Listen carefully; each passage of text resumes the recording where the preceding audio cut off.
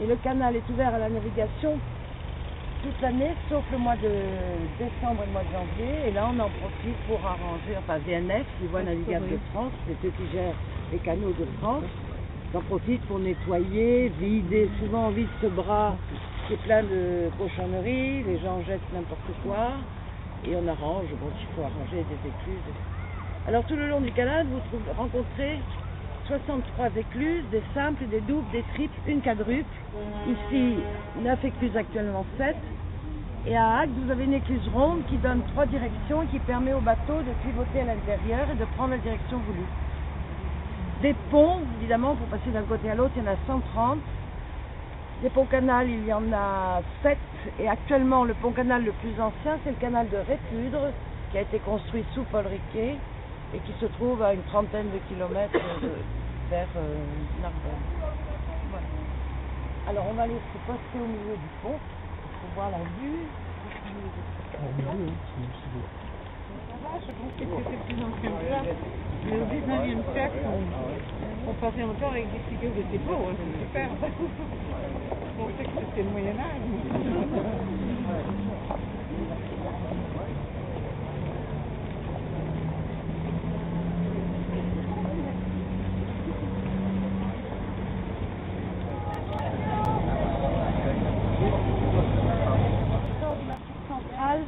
Avec les gorges d'Éric, le Caroux, Bédarieux, Saint-Pons, tout ça c'est là-bas. Et la femme allongée, vous la voyez je pense. Ah oui, femme allongée. Là on voit bien sa tête, le nez, le cou, le creux sont les gorges d'Éric et son corps qui est très plat, elle n'a pas de poitrine. Et les ponts, les ponts on les voit mal, mais bon, à l'époque, du temps de Paul Riquet, les bateaux arrivaient au niveau du pont de chemin de fer, donc tournaient ici, passaient en dessous puisque le pont n'existait pas, et au bout, reprenaient le canal. Dans le tournant, on reprend le canal. Et là, c'était là que c'était problématique. Alors pour les barques de poste, les barques de voyageurs, quand il y avait des problèmes, les voyageurs descendaient en bas des allées là-bas, partaient à pied comme nous, et reprenaient une autre barque qui continuait le voyage. Et pour les marchandises, c'était problématique. Actuellement, il sert beaucoup. Il est un des plus beaux ponts canal de France. Il est en voie de classement parce que vous voyez le caisson, on ne le voit pas de l'extérieur. Là, on a une coursive en dessous et vous avez des arcatures qui décorent ce pont. Et ces coursives, bon, actuellement sont fermées, mais on peut quand même les visiter quelquefois le jour des journées du patrimoine ou alors pendant la fête du canal, au mois de juin. Il a été étudié, ce pont, en même temps pour les chevaux. Parce que vous avez 2 chemins de halage qui sont larges, qui ont 3 mètres chacun, et une rambarde aveugle. Parce que les chevaux ont le vertige. Et sur les ponts les plus anciens, avec la voie, il arrivait que le cheval soit attiré et poum, tombe dans l'eau, le pauvre. Voilà. Et vous avez des pierres de lave qui bordent le caisson. Et vous avez des croix. Où est la croix? Par là. Voilà. Ici, à droite, des croix gravées tout le long, vous en avez. Eh bien, c'est la...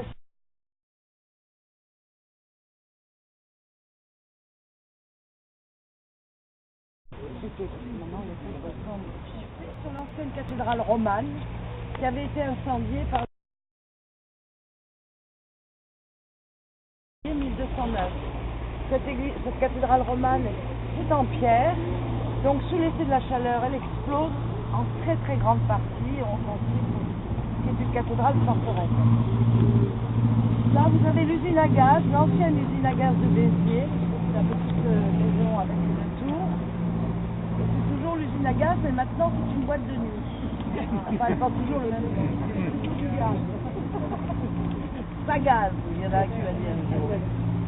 Et là, là on la voit pas, elle est cachée derrière les arbres. Vous avez l'église Saint-Jacques, qui est une église romane en fait, qui est très belle. C'était une double écluse, c'est-à-dire qu'à l'époque, on était dans le premier bassin, la porte se fermait, on descendait 3 mètres, on arrivait ici, on redescendait 3 mètres pour arriver au niveau. Et puis lorsqu'on sait manier le béton, au XXe siècle, on va agrandir celle-ci, donc la rehausser en fait. Toute la partie haute est en béton. Et actuellement, donc, on entre dans le bassin directement, dans celui-ci, on descend de 6 mètres, directement. Voilà. Et quand on est en bateau, on voit très bien qu'en dessous, c'est la pierre taillée comme... Et par contre, pour les écluses de Fonserane, c'est le même système, mais on le voit bien, vous avez les portes, et vous avez en bas des portes des dentelles que l'on soulève pour amener l'eau et permettre au bateau de monter ou de descendre.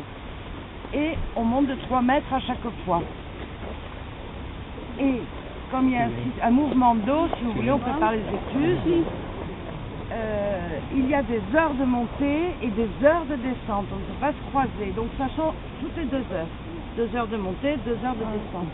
Et en pleine saison, les écluses sont ouvertes de 8h à 20h le soir, sans interruption. Après, quand ça se calme, eh bien, les horaires raccourcissent. Entre midi et 2, ils s'arrêtent. Et puis l'hiver, c'est à la demande, bien sûr. Parce que l'hiver, on n'a pas beaucoup de touristes. Voilà. Vous voulez regarder, là, c'est le port neuf, donc on en parlera plus bas. Si vous voulez avoir un point de vue.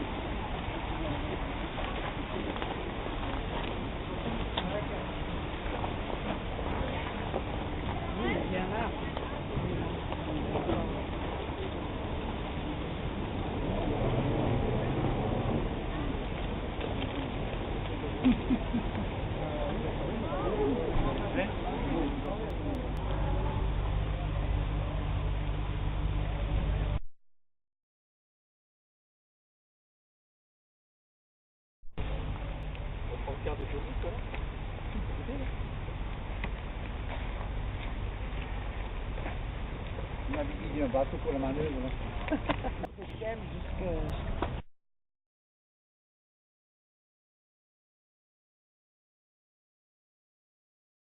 Toujours 19e, bien sûr. Et à l'époque, évidemment, tout le long, vous aviez des entrepôts à vin. Ici, ce qu'on embarquait principalement, c'était le vin et l'alcool. Et on voit des vieilles photos avec ce quai plein de petits tonneaux. Et dans les années 80, ça chute, se transforme. Donc, petit à petit, on détruira les entrepôts à vin pour reconstruire ces immeubles modernes avec des cafés, des petits restaurants. Et on s'arrêtera parce qu'il reste un entrepôt à vin, mais qui va être détruit. On va le regarder. Regardez-moi.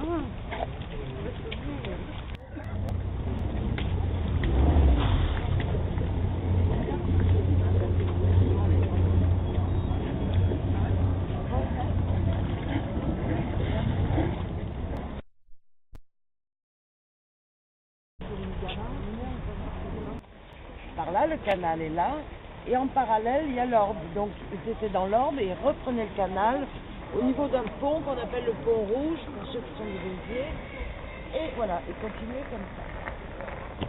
Donc tout ça, c'est le 19e, pour éviter ce fameux passage dans l'Orbe. Alors là, on va marcher dans un endroit qui n'est pas très agréable, jusqu'au plateau de Poète. Je continuerai là-bas. Ben oui. Peut-être 6 mois que les...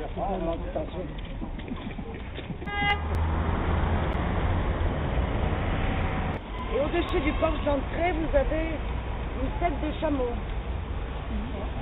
Porche principal. Le chameau étant l'emblème totémique de la ville. On le retrouve, le chameau dans Béziers. Derrière le théâtre, vous avez une fontaine. Et cette fontaine, alors, elle est en losange, en polygon. Alors d'un côté, il y a la queue du chameau et de l'autre côté, vous avez la tête. Bien regarder en passant. Et on retrouve une tête de chameau sur le clocher de Saint-Aphrodite. C'est curieux, un chameau. Il y a une raison. Oui, une légende. Je dirais dedans, parce qu'il y a des choses que je vous raconterai. Alors on va aller à l'intérieur pour parler, parce que c'est plus calme quand même. Ah oui, je voulais vous montrer ça. Quand on arrive, qu'on n'est pas de Béziers, qu'on vient, on découvre tout de suite que la vigne, le vin a de l'importance, parce que là vous avez un décor, genre de vase Médicis, qui ont été sculptés par Antonin Ingelbert, sculpteur du terroir, donc déjà du raisin. Et sur les petites guéries, les maisons de gardiens à l'époque, vous avez de nouveau du raisin, et de l'autre côté, sur la porte, vous avez un Bacchus. Donc on sait que le vin doit être l'enfant. Alors le chameau, tout à l'heure, pourquoi le chameau? C'était qu'il m'a posé. Alors, ça c'est un viticulteur, vous le voyez, les manches retroussées, les grappes de raisin. Et en même temps c'est un poète. Il écrit en occitan, l'eau campestre. En fait, c'est un des... À l'époque où Mistral remet la langue provençale en route, si je peux dire, ça va suivre ici. Et donc, il y avait une association, la Cigale languedocienne, qui s'appelait. Et lui faisait partie de cette association, il écrivait en occitan. C'est Jean Lorette. Et le sculpteur, c'est Villeneuve, Jacques Villeneuve, qui succède à Jalgon.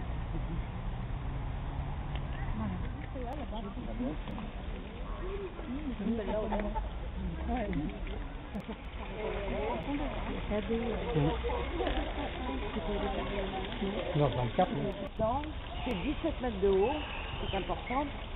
Évidemment, en haut, vous avez un titan qui a été puni par son père. Il est condamné à supporter l'univers, lourd. Et vous avez les signes du zodiaque qui sont lourds. En dessous, une coquille de bénitier. Alors tout le bas, là, en blanc, c'est du marbre.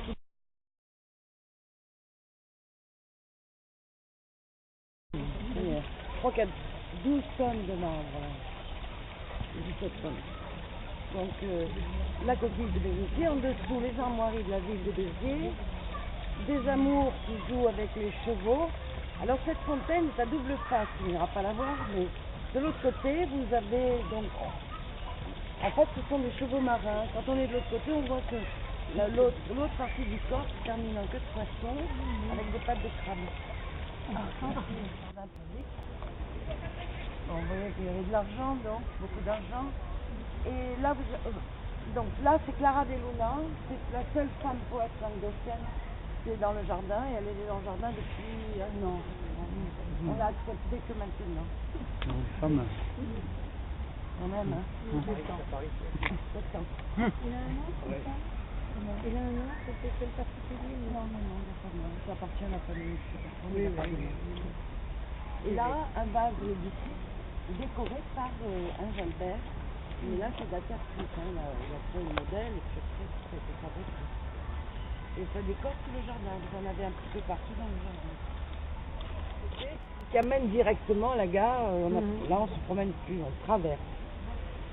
Et donc, il y a des arbres de la région et des arbres exotiques. Et les plantations, c'est pareil. Vous avez des taches de couleur, on l'a vu, c'est pas du tout aligné. Alors, au début, c'était des rhododendrons, des azalées. Et puis, bon, ça coûte assez cher maintenant. La ville va quadrupler très vite.